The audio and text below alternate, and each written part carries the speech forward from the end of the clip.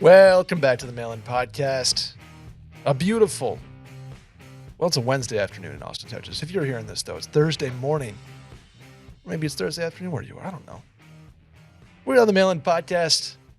I am joined by special guest today from the great Midwest, KJ Ellis in the building. Hello, KJ. How are you? Brett, thank you for having me. I am fantastic on a wonderful 80-degree day. Woo, real nice. I bet you the humidity is just super manageable, too. It's not bad. We're looking at dew point around 60, humidity around 50, so it's a chill day. We won't have one of those. Absolutely miserable here. For 2 months. I am, however, going to New York this weekend and very excited. Already checked the dew points out, low 60s max. That's Love weather it. talk. Love it. KJ, how's things? You haven't been on the Mail-In in a minute. I believe it's it's been a while. It has. It's been at least since probably January or February if I had it this year at all. But as I said then, and every time I've been on, it's absolutely my favorite show, my show of choice, even including my own here on the Wash Media Network. You do a fantastic job with it. Everything that you've touched since taking over the helm has been gold. So really love what you're doing. That is far too much praise, and I very much appreciate it. But thank you very much. We're excited to have you. I know whenever KJ comes on, everybody's like, I love the wisdom that KJ drops and the generally the more experience that you have compared to a guy like me in far more categories, such as marriage, children, college athletes, etc. But there's a question, I won't spoil it, that involves college athletics, which I'm very excited about. KJ, we are the Mail-In Podcast. Please tell a friend about the pod. Send a clip. Shout to Cool Adam, who's ripping clips and doing a great job with it. So we have clips going. We have reels going. Subscribe on iTunes. Please follow on Spotify. Hit the hotline number to leave a voicemail, 888-362-MAIL. That's 888-362-6245. Or you can write it in at the link in the Twitter bio at Mail-In Podcast or at the bottom of this episode. By the way, KJ, before we get started, new Washed Media update. There is a brand new store, brand spanking new vendor, new merch, new quality. Stuff is just generally nicer. We have awesome new hats. We have awesome new shirts. And it's only the beginning, KJ. I promise you. It's only the beginning because crew neck season's coming up, sweater season. Maybe it's football season. You put some queso down. You put some boneless wings down like myself, and you need a sweater here and there. Those are coming, along with Christmas sweaters, along with fall sweaters. I mean, whole bunch of stuff coming. But new stores launched. So get prepared for more down the line, more to be excited about. But what did you think when you took a look at the store the first time today? I've been silent to this point only because I was trying to, tell myself these people won't hear this until tomorrow. Take your time. But no, I'm actively 4 to 5 items deep right now in the shop. Your boy's picking up a Podcast Week shirt, multiple iterations of Dippy. And if you haven't seen the latest Washed Athletic Club t-shirt, I implore you to go check that out. It's very well done. So your boy's cleaning up right now. Very well done. That's the Podcast Week shirt is a Randy joint, I believe. So he's very excited about the progress of that. Switch that quantity back to 0. I'll mix it up. Maybe I'll do superheroes unless you're going to tell me Randy did that too. No, that's a Ricky joint. Shouts to Ricky, who's done a lot of stuff for us and always looks absolutely fantastic. I believe Dippy is a Ricky joint as well.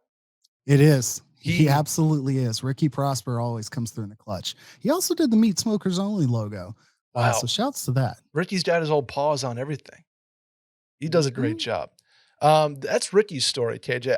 For those who might be new to this podcast, I do want to hear more about your story. So I think you've done this before on this pod, but new listeners, new people, audience shuffles in and out. What is your story and how did you end up here co-hosting this show today? So there was a job fair. I think it was online only job fair. And I was just shopping my resume around.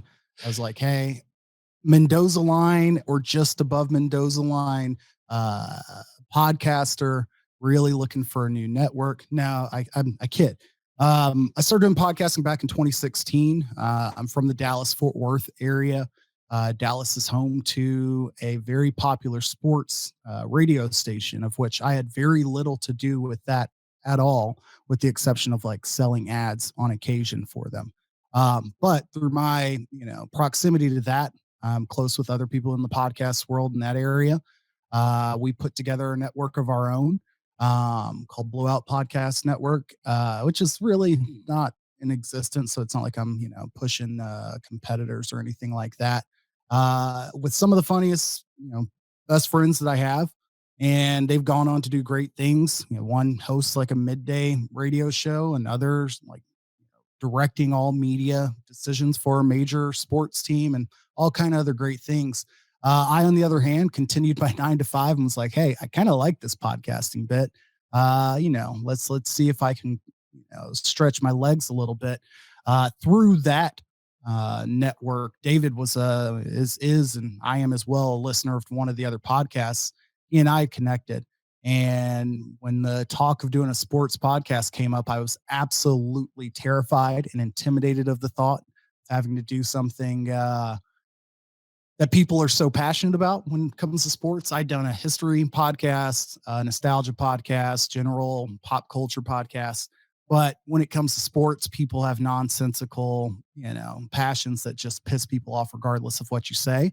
Um, and as somebody with a very poor memory, sometimes I also like to fuck up facts when it comes to some historical or just very recent basic information for sports. So very fortunate for me that David, Dylan, and I, and Micah originally were able to connect and do Too Much Dip now 3 years ago. So check us out tomorrow night for Ooh, our first live stream, Too Much Dip. youtube.com/Too Much Dip podcast. The live That might streams not are even be back. the URL. Randy Yes. says no. It is not the URL. Not at all. Not yet. Not yet. TMD Anyway. podcast. But Actually, I do know. I can pull it up. I know what it is. It is youtube.com/Too Much Dip. How about that? Okay. There we go. That's KJ. That's fantastic. I'm excited to have you here. The second question before we get started is, how many near-death experiences do you in fact have? Dave Ruff was prepping me for this podcast, and he said, well, it was the time where he drank bleach. There was the time where he almost fell out of an apartment window. Mhm. Generally the football situation. So what's the tally at? I'm going to say no fewer than 5. I think that I've told the story about spring break, maybe on a circling back, climbing over a balcony rail and trying to shimmy from one room, 4 rooms down Oh on my the 9th floor gosh. of the Sheraton at South Padre Island. So you can Google Maps that. It's not a pretty fall if I were to let go. So I Oh won't my get into that one. God. But a story I probably haven't told. Um, High school, I don't know if it was my junior or senior year. You're an idiot just like anybody else when you're 16, 15, whatever. For some unknown reason, a buddy of mine had a rusty engine block in the bed of his truck. We were coming back from lunch, and for some reason, he drug it out, picked it up by the sides of it, and chest pushed it, or shot put it basically from his chest.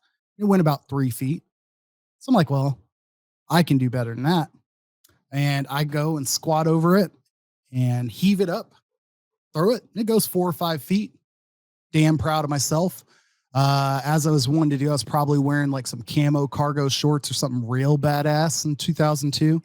I look down and I have to this day about a 6-inch scar very near my femoral artery Oh my up the inside of God. my thigh, where that engine block had just completely tore a hole in my leg, Oh, about a quarter of an inch deep, maybe a little bit less. Uh, so concerns of not only tetanus, but also blood loss were immediate. holy And like the cow. absolute idiot that I am, instead of, I don't know, going to the nurse or even the athletic trainer's office, I was dating a girl who was in HOSA. I'm not sure if you're familiar with that student club. I It's am like not. future health care workers of America type thing. Like the people who want to go on to do pre-med or be a nurse. Like she wasn't a doctor. She was a high school kid in a club. And like, not only that, but they probably met like weekly. So like an idiot, I go to that classroom being like, oh, Dr. whatever her name was, the person who ran the class was like a retired nurse. I'm bleeding and I've got a dirty beach towel wrapped around my leg. What do I do? She's like, get the fuck out of here. Oh my God. Go to the nurse's office. But she did help me like apply some gauze to make sure I did get to like the athletic trainer's office. And I didn't have to go like to the hospital. But yeah, that's probably the one I am the least proud of. You learn something new on this podcast every time. I'm glad you made it though, KJ. You know, the thing that you should learn is, you know, don't stand over the engine block before you pick it up. Yes, use your legs and not your back, but positioning is key. Positioning is key. Goodness. I don't even know how to, I was trying to look for a transition. I don't have one. So we're just going to get into the questions if that's okay. That works for me. Hey, mail-in crew. I'm looking for advice on the best hangover cure. I'm in my early 30s with 2 kiddos, and I want to be able to enjoy a bottle or 2 of wine with my husband on a Friday night after a long work week, but still be a productive and fun parent for my kids come Saturday morning. Any advice would be great, as I want to be able to unwind with a few drinks without losing a day of my weekend and feeling like crap. Thank you. So KJ, I thought this one was unique because I, a childless, unmarried person, can sort of sit on my couch like a bag of, what you insert noun here and just kind of veg the hangover away. That doesn't exist anymore when you have children, let alone small children. So question to you being, how do you get banged up and still function like an adult the next day? Well, I did think that's what she was alluding to, having a nice little 2-bottle Friday with the hubby. I've got to say, as Brett is now the leader of the No Shug Alliance, NSA, if you will, I feel like sugar intake is so critical to hangovers. Like, not even is it the silent killer or any of those things, which, yeah, sure, I get it, whatever. But like any hangover I've ever had has always been in association with the basics of not drinking enough water or way too much sugar involved in the process at all. Now, I've learned the holiness that is liquid IV, and I stand by it. Multiple times I'll be on the way, to an event. I've texted David multiple times on the way to Montana, realized I forgot to pack it. Our Christmas party last year, realized I forgot to pack it. I'm like, hey, can you bring a couple liquid IVs? And I'll hit one of those like as the night is winding down, and then you hit one in the morning, maybe a little ibuprofen, and you're good to go. That's my go-to, but I would probably argue you might have more recent experience with how to dodge the hangover, or at least what's worked to get you out of that hole. This is going to sound really dumb. I think I can mentally beat hangovers. I think hangovers are a mindset more than anything. So if I wake up and feel like shit, I like get in the shower and tell myself, no, you don't. It's I placebo myself into feeling fine. And it works, KJ. I can't explain it. I mentally don't let myself hang in bed. I don't let myself like veg or feel like crap. I just mentally defeat hangovers. Now, the problem with that is that takes away like the really bad symptoms, like the headache and the vomit and the feeling like shit. But I have this new thing called hangxiety that started when I was about 26, 27. So like the morning after drinking, I don't feel great. I try to mentally beat it. But the night of that hangover, 6:00 rolls around, usually on a Sunday or a Saturday, if you're not going back out, hair of the dog in it. I get really bad hangover anxiety. It could be anything. It could be work. It could be like, is my lease coming up too soon and I'm afraid of my rental price increase? It could be, and then my heart starts pounding. Like every time I drink too much now, every single time I get drunk, I have a pounding heart and anxiety, like 6 p.m. the next day. So those are the only I symptoms that manifest. Otherwise, I mentally defeat them in the morning. I didn't intend to laugh as a reflexive reaction to anxiety as a term.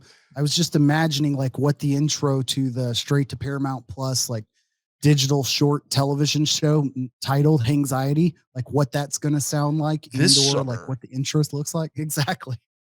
So I I feel like we're both just espousing like this is how people then turn to, you know, CBD, THC, et cetera, et cetera. sure.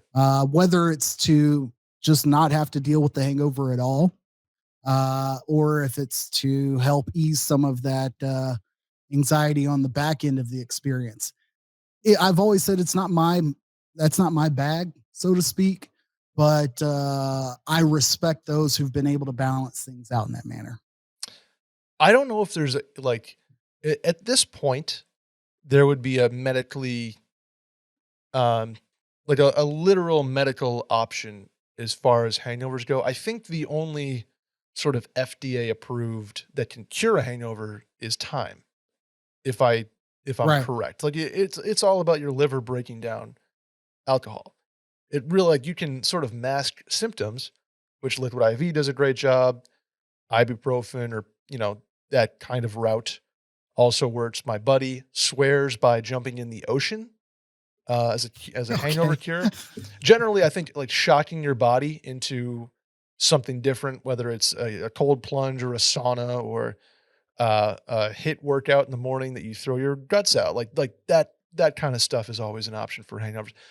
As far as like a mother with 2 children, I think you just kind of like you suck it up's the wrong word, but you just you're hungover and I don't think there's any tips unless except for time. And I feel like hangovers get worse as you get older, which is why the 2 Yeah. bottles of wine on Friday becomes 1 bottle of wine and then you're asleep by 9:45.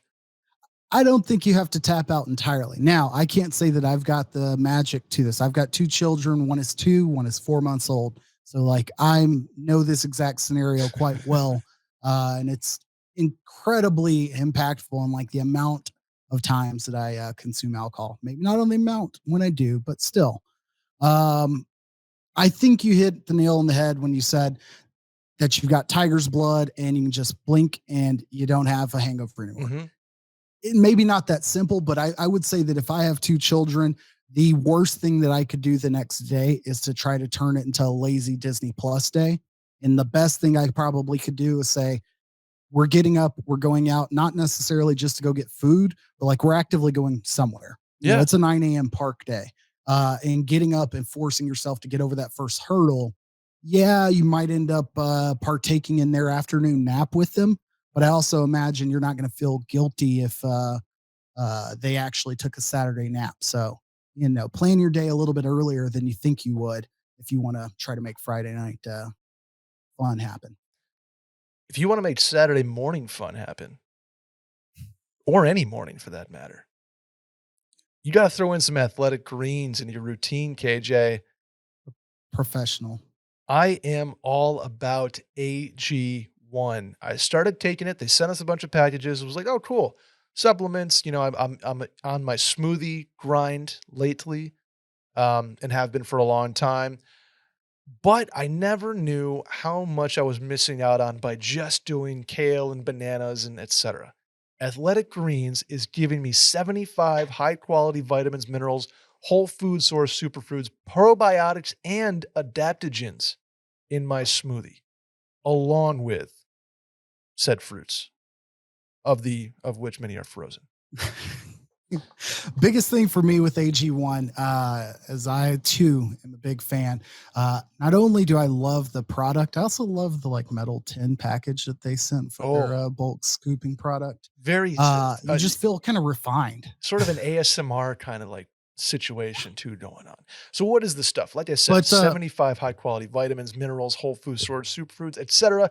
And this special blend of ingredients supports your gut health, your nervous system, your immune system, your energy, recovery, focused, and aging. All of the things. Every morning, and a little, make the smoothie, throw it in the cup, bada bing, bada boom. Easy as that. And you feel good. It's lifestyle friendly. Keto, paleo, vegan, dairy-free, gluten-free, all good. And tons of people, they take some kind of multivitamin, right? It's important to choose one with high quality ingredients that your body can actually absorb. You ever hear the old adage, KJ, about taking a bunch of vitamins?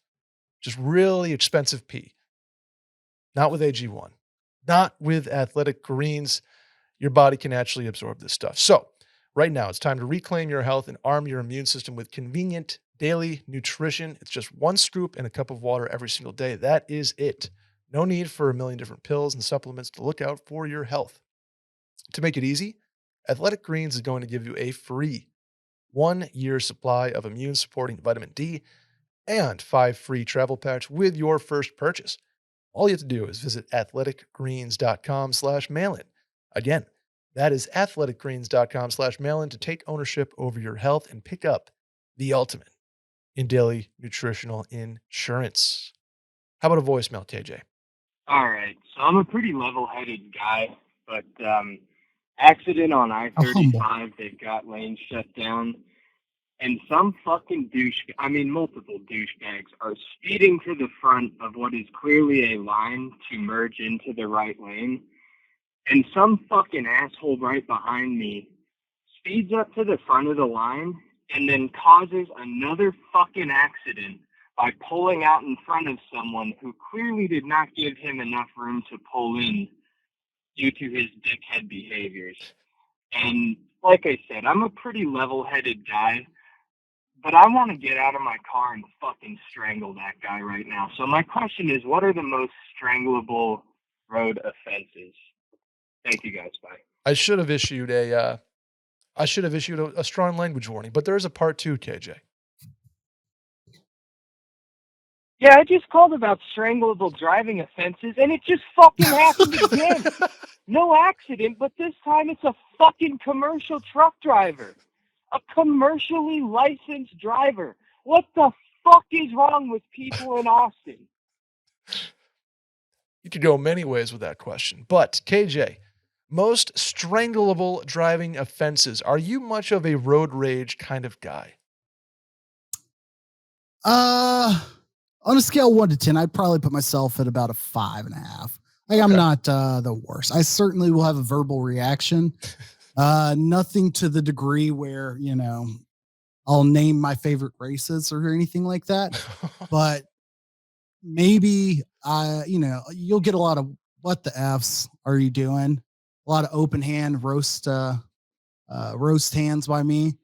I'm also definitely the person that will react to you if I see you in my rearview mirror gesturing that I'm doing something that's pissing you off. Then you'll get a lot of the what do you want me to do, buddy? You're like the meme where the cat thing is sitting on the chair like this. Exactly. I'll look dead in the mirror as if they can see through, like over the car seats into the mirror, or my silhouette. Just be like, hey man, I'm trying to play Baby Shark for the 6th time and, navigate a roundabout. Calm down, man. Mm-hmm. I would say strangleable driving offenses for me would be being on I-35 in Austin at a time in which other cars would be on that same highway. That's your loss, buddy. You should know better. KJ is victim shaming here. Let the record show. Brett and I have lived in the same exact apartment complex at 2 different times, but in the same exact apartment complex in South Austin, which is only relevant to say we probably both know better than to try to go to the north or go on I-35 at any point in time. That was what, one exit away from that apartment complex? Mm-hmm. Like the next one over would have been 35 North. I'd say in about 15 months, I probably hopped on 35 half a dozen times. Yeah. So you're kind of getting what you're asking for by putting yourself on that highway. That does remind me of our old apartment complex. It has one of those parking garages that is a rectangle, basically, right? Or a loop where you descend by sort of spiraling down. And people love to go about 46 in there and whip around corners. And it is a miracle that my Grand Cherokee escaped unscathed from that parking garage, because man, did people love to just fly down that with absolutely zero regard. I went dad mode on people. I would beep and honk and be like, what are you doing? I do the white fluffy thing on the stool. I'd be like, what are you doing? That's one. But the other ones Yeah. that really grind my gears, I have two specific. Okay. One is I'm sure what this guy was doing, where they are trying to cut in as close to the exit as possible, especially in traffic, right? So the car is actively scooting by people on one side of the road, moving fast and waiting for an opening to happen, knowing that somebody will be nice enough to let them in. And they're basically flipping you off and saying, I am better than you. My time is more important than your time, Yeah. while you are behaving and the rules of the road and not trying to actively cut in front of people, whether it's trying to get on a highway or off a highway. While on the highway. That is one of those things that I've tweeted about it before. There's a specific Route 7 connecting 787 and 87 in upstate New York that you go between to basically get to Saratoga. And at one point, I remember this very specifically, all of the cars that were on Route 7 with me were like, no, nobody's getting in. It was the wall. Nobody was getting beyond the wall. And you could see every car speeds up a little bit and just tries to kind of mirror each other's bumper, because we were nobody. It was unspoken communication of the highest degree, and it was fantastic. We did not let any wildlings through, KJ. Number two, when you're at a traffic light, and this could solve traffic in general. There's a very good YouTube video on this. I forget who it's. I think it's like CDC, not the CDC in Atlanta, CD something. If everybody accelerated at the same time a light turns green, you would get like 50% more cars through the light. Or if everybody broke at the same time or accelerated off a brake at the same time, you would create no traffic bottlenecks. And that's sort of this argument for driverless cars and automated cars is why traffic would go so down, is because you can smartly accelerate and brake in time with cars in front of and behind you, which is usually, I don't want to throw a statistic, but 95% of the time is the only reason traffic exists, is because one brake leads to a little bit more of a brake, and then you snake. The snake snakes back, and maybe there's no accident even to speak of. It's just one brake leads to a sort of a waterfall effect. So if people were freaking smart enough, and I've been trying to put this in practice in my own driving career, KJ, where when a light turns green, I will immediately start going. I will immediately try to unbottleneck behind me, because I want to, be the change you wish to see in the world, KJ. And I think people think I'm being an asshole by getting up on their ass. I'm just trying to accelerate the human race. I feel like you're trying to be the bone that's going to get teed. That doesn't make sense, but that's my number one concern with like accelerating right at the green light, as if me and Dominic Toretto are trying to, make the train. But I agree that there's got to be some sort of, symbiotic nature to like how we're all driving. And it's not even a generational thing. It's definitely a technology thing. But the biggest benefit sometimes to having that accordion is if you're in a position where you've got to merge onto a highway during traffic, or merge into a spot, when things are backed up for any reason. Mm-hmm. I do find some joy in being correct and picking my, that person's going to fuck up the rotation here. I know that if I time my your merge, pull up in my merge right there, because I don't like to be the lurker. I don't do the whole cut everybody off and slowly wait on somebody to say okay. I'm like, hey, if I get on and I commit to getting on the highway, make it happen. I'm not going to be an ass and cut somebody off, but I know that I can look over and be like, okay, that Dodge Caravan's definitely not stepping on the gas immediately. You see the Texas State Kyo sticker, and you know she's on her phone. So you know that when somebody accelerates in front of her, she is not going to hit the accelerator. And you're like, that's my spot. I do that with like tractor trailers. I know their accelerations or a work vehicle of sorts. I know their acceleration is substandard. So I picked that spot. The other thing there is the zipper technique. 1 and 1. 1 and 1. Yep. Easy. That can be implemented tomorrow. The zipper technique. I don't know if my last traffic thought will be so I moved from Dallas to Madison, Wisconsin back in April. I want to say maybe May. And one of the biggest surprises to this point is that they are very pro roundabout here. Oh yeah. Very pro roundabout.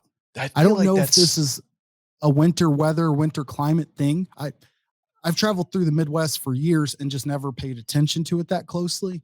But it took a few days to like adjust to that. But I can't tell you how many times, like just mindlessly, I'm just like, all right, well, nobody to my left. Let's keep it moving. And it works. It's great. None of the stopping and starting, but you do have to make sure you're looking left and you have to both lanes. That's it feels like new road construction projects, I guess is the word. They are leaning heavily on roundabouts. Not so much in Texas. Even some highways. Oh yeah.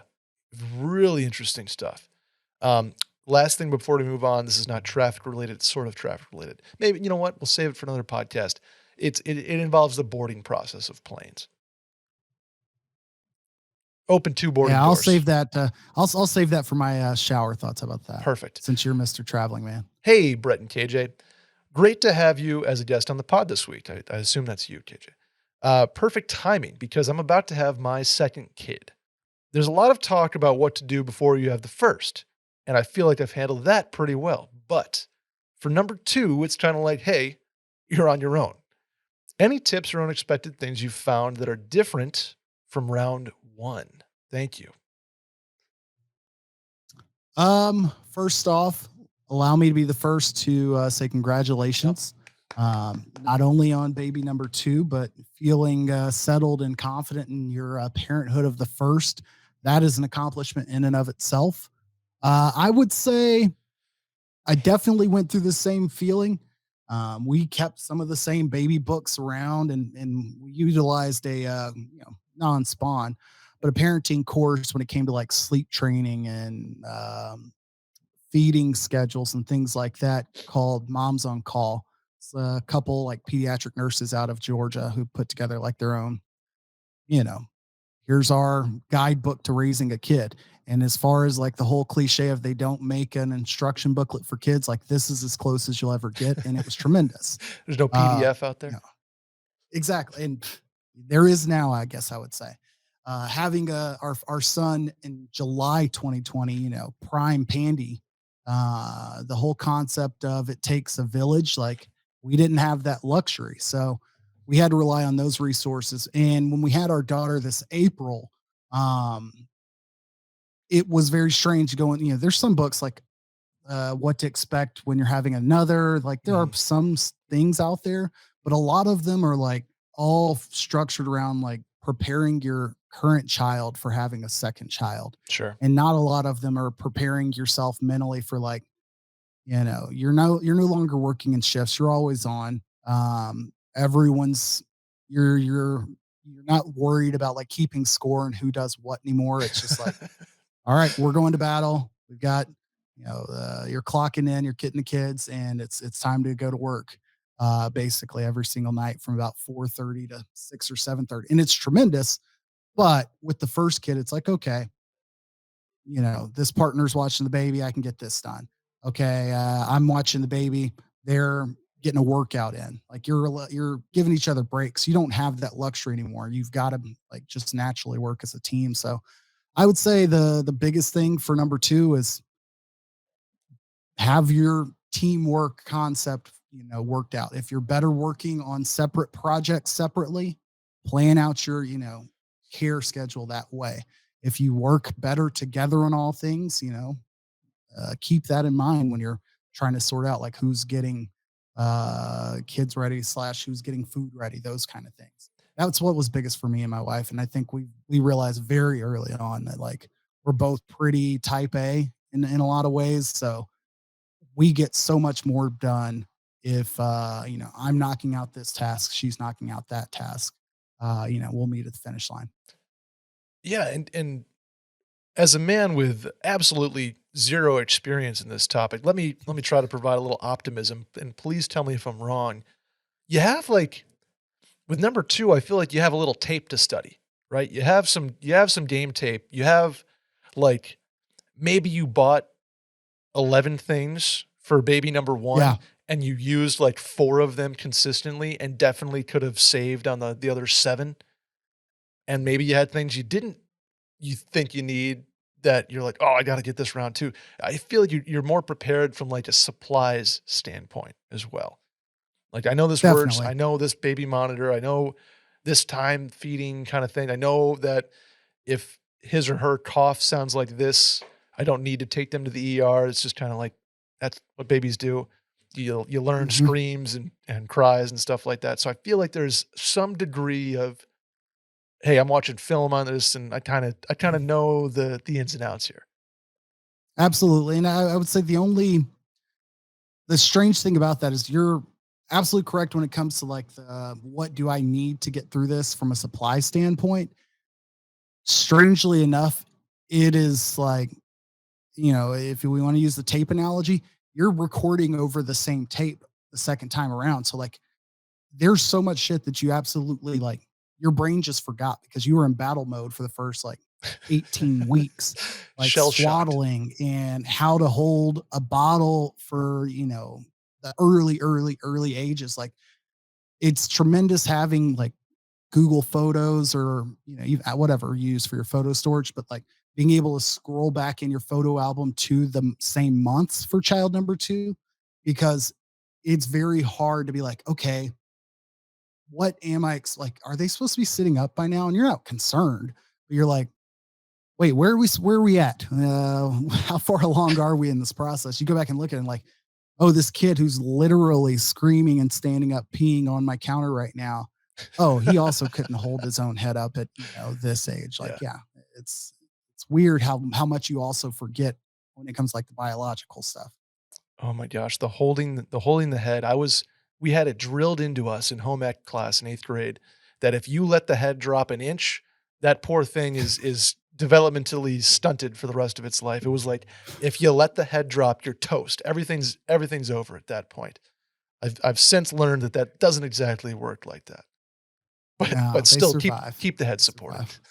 survive. I feel like a big part of having a child, whether it's your first, second, or more, is also routine and getting in a routine and having that routine. And part of that routine is dinner a lot of the time, right? Something that you Absolutely. can absolutely help yourself, help your significant other do is sort of by having an idea of what you're going to have for dinner that week, planning ahead. And Green Chef is where that is an absolute team player in the relationship of having a kid and working together in the teamwork. Because Green Chef makes life easier. It also makes your life healthier, to be honest with you. And that's where I got my start in a health journey is with Green Chef. It's a certified meal kit company. They make eating well easy with plans to fit, every lifestyle, whether you're keto, paleo, vegan, vegetarian, gluten-free, or just looking to eat more balanced meals. Green Chef offers a range of recipes to suit your preferences. Time-saving recipes packed with fresh produce and vibrant flavors give you more opportunities to get outside and make the most of sunny days before summer comes to an end, KJ. Fast and fit meals under 700 calories and ready in 25 minutes or less. Green Chef's pre-made and pre-measured sauces, dressings, and spices get you more chef-curated flavor in less time. The thing I like about it the most, it's pre-made. It's not just a heat and Okay. eat. It is ingredients. Like you get a paper bag full of the ingredients for that meal, and you get a recipe, and then you're on your own. The portions are great. The some of the stuff is pre-packaged. Like if you need a tablespoon of Tex-Mex sauce, right? It comes in a little packet. Or sour cream, so you don't have to go get a gallon of sour cream and use a spoonful. It has a little packet for you. It turns cooking into something fun, and it turns it into a learning activity, and at the same time, you're just eating healthier because the meals are designed that way. So I learned that I love cooking with tomatoes and love cooking with onions and peppers and, scallions and I love almond tortillas and that kinda stuff because of, Green Chef, literally because of Green Chef, and so it's improved my diet, it's improved my routine, and it's improved my ability in the kitchen. And now I love doing stuff like that, where I used to be, a big time takeout guy. Okay. So Green Chef, like I said, make life easier, make life healthier, and find stuff out about yourself that you didn't know before. Hey, I love couscous. Wouldn't have said that a bunch of, 6 months ago. I love brown rice. Wouldn't have said that either. Green Chef is the way to go if you're looking to get more organized, healthier, and better in the kitchen. Go to greenchef.com/mail135 and use code MAIL135 to get $135 off across 5 boxes, and your first box ships free. Again, greenchef.com/MAIL135 and use code MAIL135 to get $135 off across 5 boxes, and your first box ships free. Green Chef, the #1 meal kit for eating well, KJ. I love it. Let's do the next one. Hey guys, first off, I want to thank you guys for the advice on my housewarming last fall. It was a hit. I ended up cooking burgers instead of doing small plates. Anyway, my new question is it wrong to ask about being excluded from the wedding party? He is the first of our friend group to have a wedding, so I don't know the etiquette around weddings. Someone who I thought was one of my best friends is getting married next year. He handed out his invitations for groomsmen this past July. I surprisingly did not receive one. Even the best man was shocked I didn't get one. Now, to preface, in June, our friend group called him out on some poor behavior he was giving to his fiancée on a night out after drinking during the Stanley Cup final. I was more vocal than the rest, and I can see that this played a part in this decision. We didn't chat again until August, but I was just at his housewarming this past weekend. I understand it's his day, and it is his choice on who he wants next to him, so I respect the decision, but it feels like there's something more that I'm missing in regards to our friendship. Do I ignore this and press on? Any advice would be appreciated. What are the rules here, KJ? What's the move? Yeah, I understand the emotional take that, or the emotional side of it, that it's the first guy in the group to get married, so it feels like it means a lot. Keep that perspective, in the sense of like, yes, there's going to be others, but also my other question for this person would be, are you getting invited to the bachelor party or the bachelorette party, or bachelor party, obviously, I think. Um, and if so, then you're fine. I think that's still the threshold, because when it comes to wedding party specifically, like, it's not purely based on like who absolutely should be in the wedding party from a relationship standpoint. Some people take it that way. Mhm. For some people, it's how many siblings do I have, or how many siblings does my significant other have? Others, it's, we want a certain head count from a budgetary standpoint because of the space of the venue, whatever it may be. You may not even know that maybe the significant other has an opinion about you that isn't so positive, and it's not the guy's, personal decision. Mhm. Regardless of the reason, I don't think there's anything gained from fighting to be in the wedding party. It'd be different if you were close friends and not invited to the bachelor party, not invited to the wedding party, and then not invited to the wedding. Mhm. At that point, assuming it wasn't a destination situation or like a really, really small ceremony, which just doesn't appear to be, unless that ends up being the case, just thank yourself for not having to go out and overspend on a tux or a groom's gift or all of these other like traditional spends that you have to incur as a member of the wedding party. But Totally you'll agree. be all right. Yeah, I think KJ hit the nail on the head with there. There are a lot of variables here that could be. It could very much be something other than um, him not wanting you or liking you. Like a lot of the times, it's not the groom's decision. I'd say on how many groomsmen and or bridesmaids there are. I feel like the bride kind of gets her way on that, and you make do with the number.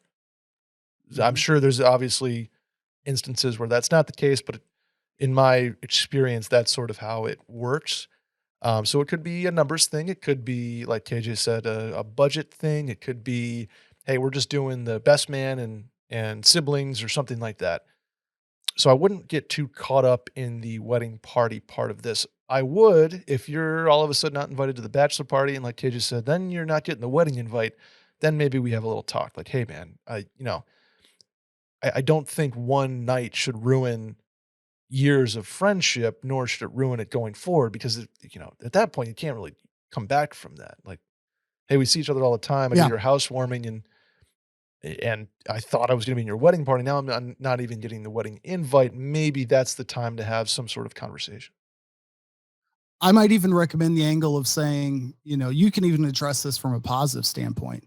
Like, congratulate the person, be like, hey, could be happier for you. And we'll say Samantha, whatever this person's name could be. Mhm. Um, Really looking forward to celebrating y'all. If there's anything I can do to help make the day great for y'all, let me know. If you need an usher or you need help with getting anybody together, let me know how I can help. Sure. Yeah. Take it positive. And, if you want to have the whole let's air out all our grievances conversation, great. I think that's healthy from a long term standpoint. But let's say you're less than 30 to 45 days out from the big day. Once you're in that radius, uh, all you can do is either say nothing or offer assistance, because I would say you're in violation of just general good person code if you're trying to create any other stress within that 30 to 45-day window. Very much agreed. I'd say slow play it for now. And if things get worse down the line, that's when you can really, really go for that airing of grievances, but slow play at this point. Next one, KJ. Hey, Brett and KJ. I'm moving from Florida to West Texas next Monday to start a new job, leaving behind all my family and friends. I'm jumping into a new lifestyle and career that I'm not familiar with, and I'm worried that I'll struggle with meeting new people. So, KJ, with you moving to a new location that I'd imagine you were previously unfamiliar with, any advice on getting myself out there and finding new people to be friends with? Like, what did you do?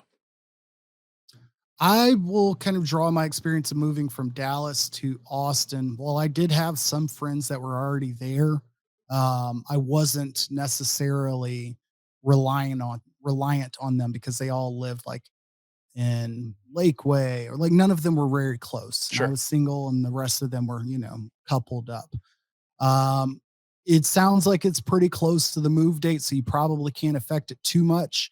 And then, depending on where you're going in West Texas, the ability to um, have similar experiences might be different. But both in where I live now and when I lived in Austin, those decisions were entirely based on eliminating one big variable that I think impacts any big move: the quality of like your domicile. Hmm. I picked the housing place or the apartment complex that I mentioned earlier that Brett and I have lived in because it was like completing construction brand new when I moved in. And so I knew to the best of my ability, I would have no problems with the quality of like where I'm living. So I never have to worry about like, oh man, I'm coming home to a crappy place Sure. from a quality standpoint.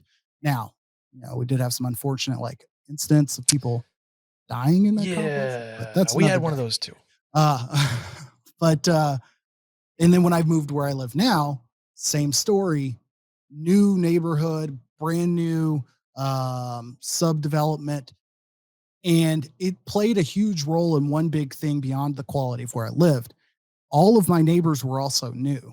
Oh, All of my interesting. Yeah. no none of my neighbors had like this dug in claim to like I'm the new person encroaching on their environment. Everyone's a little bit more open and looking to try to not identify, but like meet all of their neighbors, become more familiar with. In Austin, we jokingly called it Tree University because it felt like we had moved into a dorm, and we were all, mid to young 20s, uh, really trying to dig into whatever our first big career move was after our first jobs. But you felt that level of camaraderie. I moved up to Madison in April, as I've talked about earlier. But not everybody, every other house on my block for the like first 10 houses, there are families with kids under 3 or under 5, who are in very similar situations. If you have kids in high school, you're probably not moving them at that point in time, or Mhm. messing up the school district that they're in. So there are a lot more younger families here, um, than there otherwise would have been. So if you have the choice at any point in time when you're making a big move of where you're living, as long as it's within budget, because you don't want to move somewhere and be too like broke to try to explore the city. Sure. Yep. Sometimes that discomfort helps, but I wouldn't recommend it. But within your budget, find a place that is new, because it will be a huge impact on not only your quality of experience at home, but your ability to meet everybody around you. If none of that's an option, find some softball, intramural, flag football type things and Mhm. dive in. Yeah, that's sort of we do this question every now and then, because I like to get fresh perspectives on it, and that's the go-to. Find something where similar people congregate, right? Softball or hockey leagues or a certain bar that becomes your cheers bar, whatever it may be. That's the stock answer. And whether you're in West Texas or West, Texas, you'll have no problem Mhm. finding that. Now, what I love about KJ's answer is it's novel. I don't think we've ever discussed that on here, and I love it because it's if you have the ability before you move to really research neighborhoods and where you live. I don't know if you sort of knew that subdivision was going to be early family friendly and just it's amazing what a little bit of effort in the research side of things before you move somewhere can do in terms of putting yourself around people that are in similar situations. And I think that sort of breeds friends or companionship Yeah. or commiseration maybe. It's like if you're all CPAs or law school guys and living in 2 doors down from each other, like, "Hey, we're in the same boat. Let's watch the game on Sunday." So, Yeah. I think, a little bit of research can go a long way there. I Yeah, I love that didn't answer. know anything about the ages of the neighborhood. I mean, you can look for signs. I mean, you see people with Mhm. strollers, with bikes, but we didn't have the luxury of being able to like come up and like really drive around too much. I came up here in January with a GoPro, and did a very similar trip in Austin with the family, and looking for places. And when it came down to this, it was more of like, this is the place that worked. And it wasn't even on Google Maps, but going with that concept of like, it's going to be new. So the quality of place is a check. Everybody around us is also going to be new. Like, I mean, it sounds stupid, but like I found my babysitter from Facebook Marketplace, just like acquiring furniture, and somebody else in the neighborhood was like moving in, something didn't fit. We moved it to my place instead. And she's like, "Oh, hey, great. I'll watch your kids." Like little things Boom, like there that you go. happen when you're in an environment where everybody is also having a similar experience, even if they've just moved across the street, like they're doing the same shit. Mhm. I would also say last thing on this is putting yourself out there, putting yourself in situations where you can create new interactions and like we said, we mentioned leads and a bar and a friend, even if it's a friend of a friend, people generally, especially in Texas, are sort of open to, hey, even if you get the one date tryout or the one friend date tryout, you don't have to become best friends with these people that you have Figure out who they lunch know. with. Yeah, it's just connecting networks and friend of a friend knows a friend of a friend who all of a sudden clicks and off you go. And it What just was the kind of place? What was your pre-carve? What was the place the in the first floor? the oak, KJ. Oh, so Catch the yeah, fever. The exactly. oak. And literally met a lot of people at the oak. Honestly. Mhm. And because you'd go and I would do a little work there with a laptop or go there and watch Thursday night football instead of watching it in my apartment, which I lived by myself, I'd go watch it there.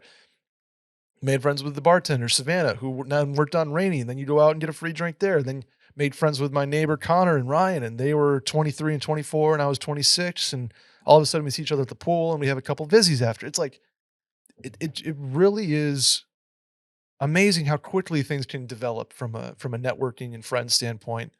when you just kind of put yourself in the right situations. And don't be afraid to tell your story. Not to like continue to elaborate here, but I think Mhm. it's we talk so much like if you're on a diet, all you do is you talk about your diet or you need gym or the show you're watching or whatever. But for some reason we sometimes could expand that to like, oh, I'm going around telling everybody I just moved to town. Like, screw that. For the first like 3 months, I would just force that into conversation with anybody. Oh yeah, family and I just moved up, whatever, just in small talk all around, because at some point you're going to find people. Oh, I've had neighbors be like, oh, such and such also just moved from Texas down the street. Boom. Yeah. Like, share your story. It helps people like let their guard down because now they know something about you. Boom. Learn about them. And it's a lot easier to make friends that way. Or just sell drugs. You make friends quick. Hey guys, nice to have two college athletes back on the pod. Wow. Just totally similar Mhm. careers. I played baseball for 3 months. Power rank home improvement projects, please, that I can theoretically accomplish by myself. I'm in the market. KJ, what are your favorite home improvement projects? Ones that I complete and require minimal trips to the department store. Um, Prior to moving last year, or we sold our house in Dallas last year. And I want to say before that, I had rebuilt a wet bar. I built a workshop in the garage. And then just random odds and ends. The thing that I feel best about is little things like I'm in a rental place right now. It's a house. It's a new build. We're here for a couple of years, but still a rental place. So in the Mhm. closet, you have wire shelves. You probably have these in apartments too. Okay. Um, like Rubbermaid wire racks as shelves. Yep. And it's a very simple thing. You can either get on Amazon and find covers like faux wood covers to cover those things, because then it keeps your clothes from slipping through, or shoes now can be sat on them. That's a tremendous option. I like Or it. as I did this weekend, we have a little laundry room that had one shelf about 5 feet tall on it, and that was it. And so I'm like, okay, this really isn't usable space for anything. Took that shelf out. I put a pantry rack in there right now, so it's going to be storage. But before that, I was like, okay, I could probably turn this into a mud room. And with Ooh. that, all I had to do was like get a bench, put some hooks on the wall. So I would say my concise answer is find small projects that you don't have to build something from scratch or build a whole room, but find something that does not serve your purpose of what you want that space to be and make a little adjustments to make it better. I And then maybe you change it again. Yeah, I totally agree. Randy and I completed a project where he almost electrocuted myself. I took out a very ugly apartment, and by the way, this is totally against my lease, so, you're breaking the law in this But you can situation, but fix it before you move out. exactly. I took out a very ugly dining room table lamp that sort of cut off the entire apartment and put track lights in to kinda spotlight a mantle that I put on the Yes. wall and it holds up a picture in my dining room right now. It spotlights a bookshelf that I have some, knickknacks and trinkets and you name it on, and I love it, and then it illuminates the dining room table itself. It looks really, really good, and I'm very proud of the way it turned out. Um, Yeah. you're melting on the TV in front of me, and I'm not on shrooms. I don't know if Randy can see this too, but It,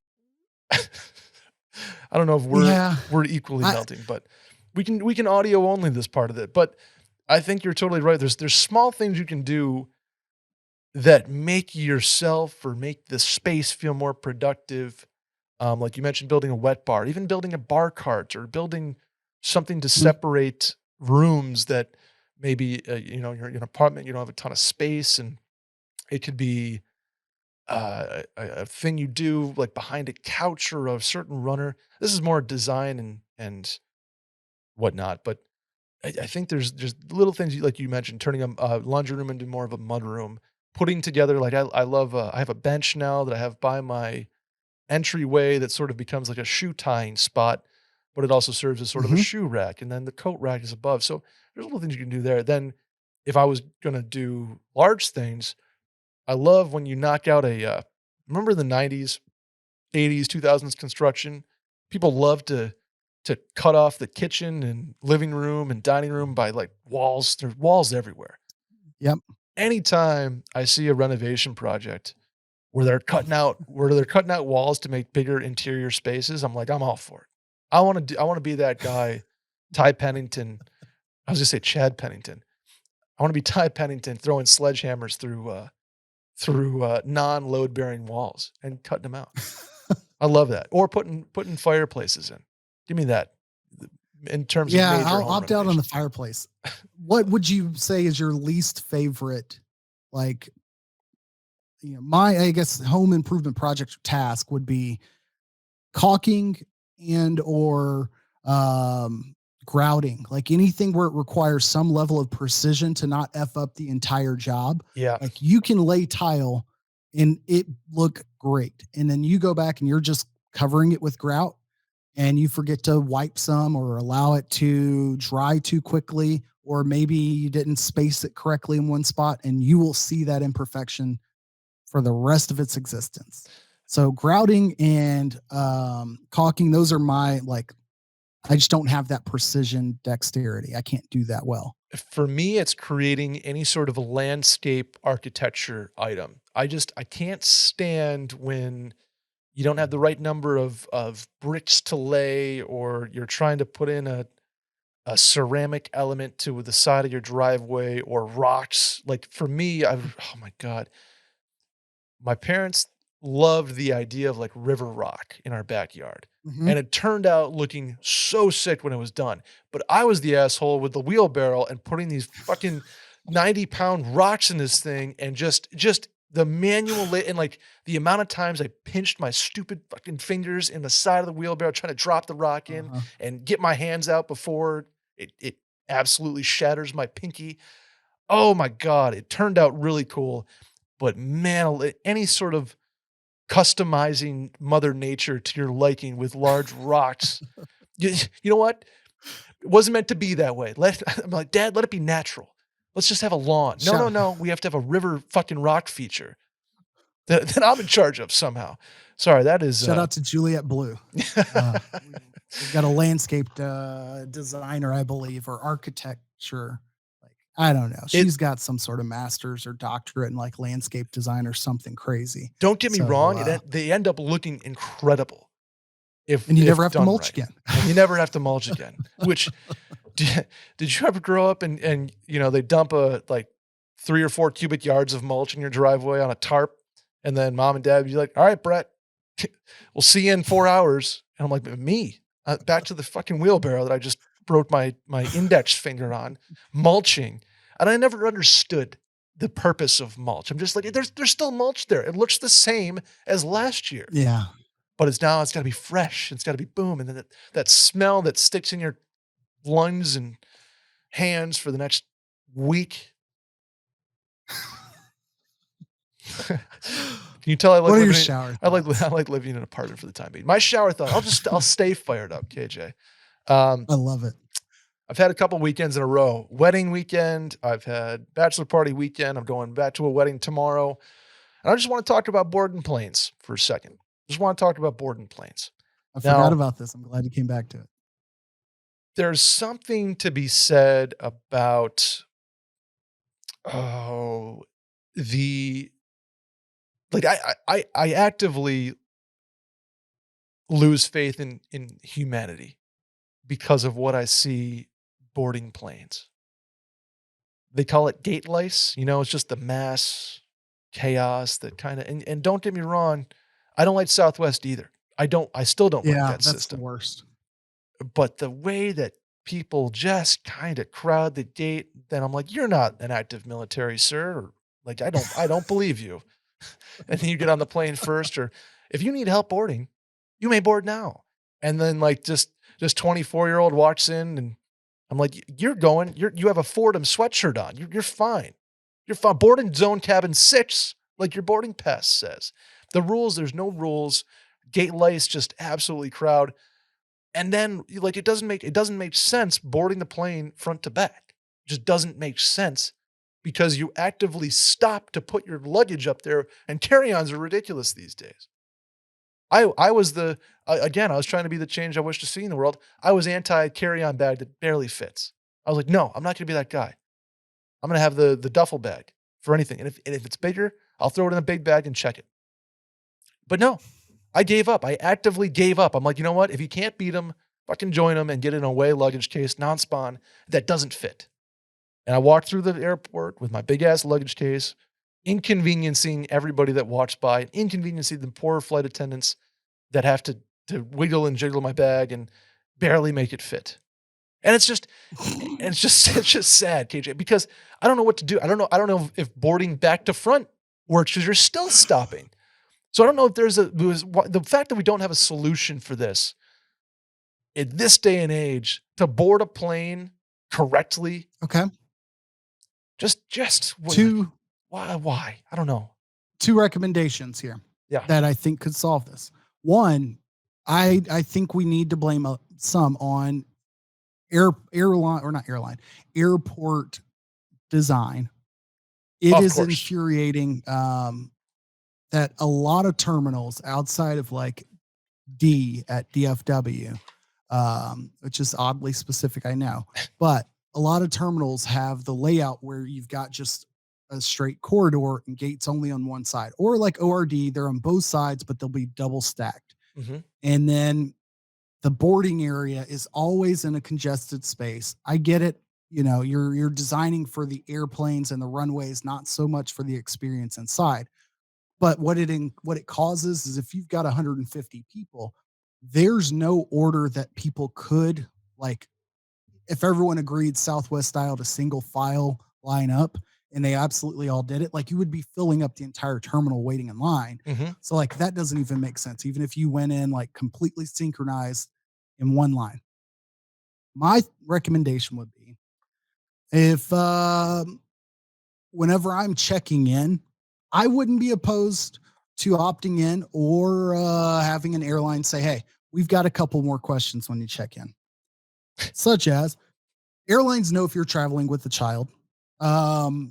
Maybe they throw in an optional, how many carry-ons do you anticipate having, or personal items? Mm-hmm. Maybe they throw in would you need, all the questions they throw out at the gate. Are you active military? Do you anticipate needing additional assistance? And your boarding pass might say 3:00. My boarding pass might say 3:05. Oh, okay. Group C's might say 3:07.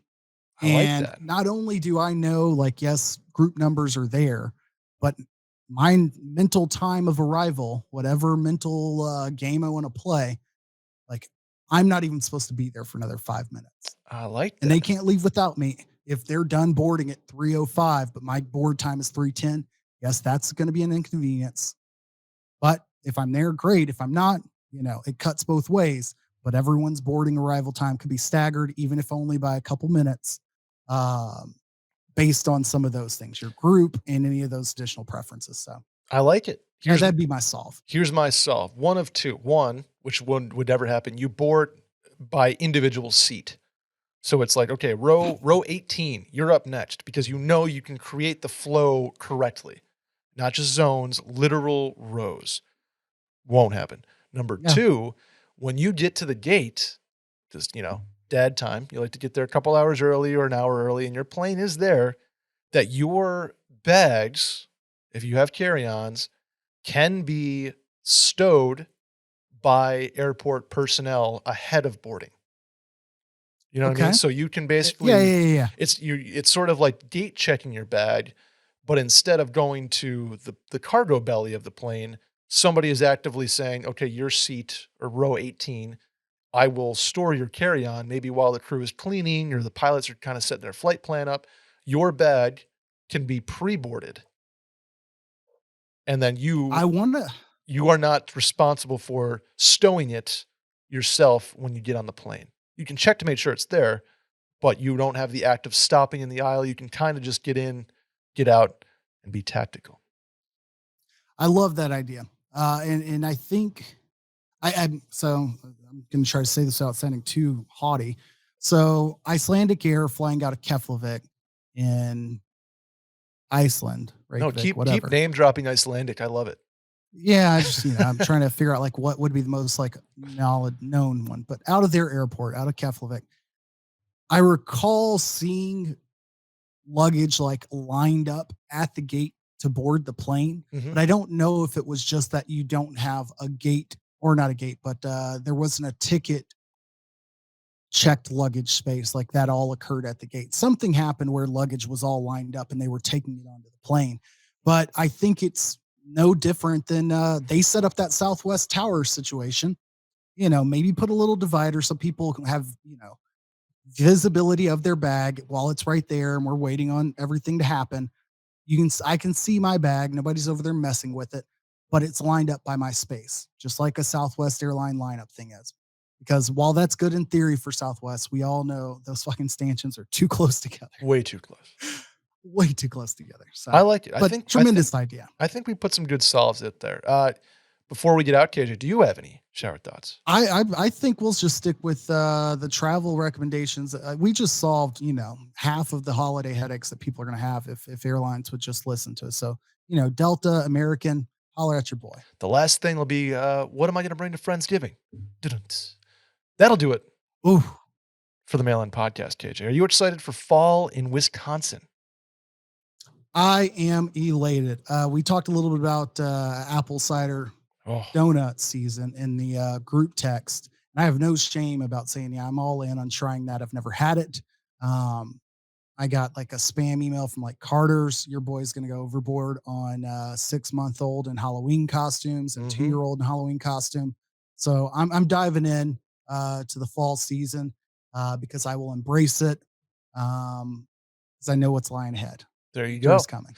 Please subscribe to the Mail-In Podcast, rate 5 stars, review, and tell a friend about it. Hit the hotline number 888-362-MAIL. That's 888-362-6245. Or you can run in at the link in the Twitter bio at Mail-In Podcast. KJ, where can the folks find you and your content? At KJ Ellis. You can find me on Twitter or Instagram. That's with ones as the L's. More importantly, how about you do this? You slide on over to youtube.com/toomuchdip, like, subscribe, do whatever the hell you need to do to make sure you are in front of your YouTubes around 6:30 Central tomorrow night. That is Thursday night, and every Thursday ahead of Thursday night football this football season, because Too Much Dip is back with their live streams, dip picks, guests when we have them, bullshit when we don't. And all around good times. More importantly, stay in the chat because you will meet other dippers, backers, whatever. Love it. I will be tuning in from New York City where I will be doing my fantasy draft. Can't wait. Badass. We'll see you guys next week with another guest, as Sally will be out again next week. And TBD on that. But I'll let you know, and then we can get our questions in and have some fun again. KJ, thank you very much for hopping on. Randy, thank you on the ones and twos. And we'll see y'all next episode. Bye.